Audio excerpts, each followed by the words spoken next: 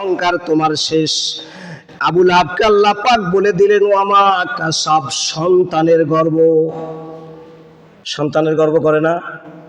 দুইজনে কাজিয়ে লাগছে সামান্য বিষয়, সামান্য বিষয়ে কথা কাটাকাটি, তর্কাতর্কি। আমারে আঙ্গুল দেখাইস, এই দেখাও। 5-7টা বেটা চলে এসে লাঠিয়াল, তুমুল মারামারি। হয় কি হয় না? দেখায় না? সন্তানের বাহাদুরি।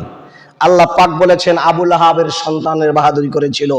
আল্লাহ পাক বলেছেন সন্তানের বাহাদুরি করেছে, তোমার সন্তানের পরিণতি কি জানো?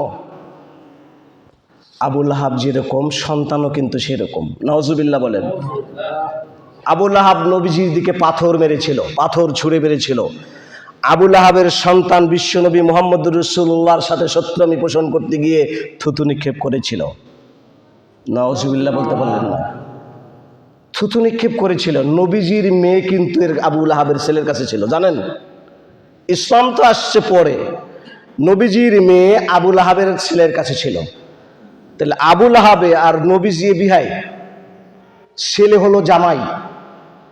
এই জামাই যখন ইসলামের দাওয়াত দেওয়া শুরু হলো, তখন বাবা যখন বিরুদ্ধে, ছেলেও বিরোধী। নবীজির মেয়েকে তালাক দিল এবং নবীজিকে দেখে নবীজির সামনে নবীজির দিকে থুতু নিক্ষেপ করেছিল। নাউজুবিল্লাহ বলে। আল্লাহ পাক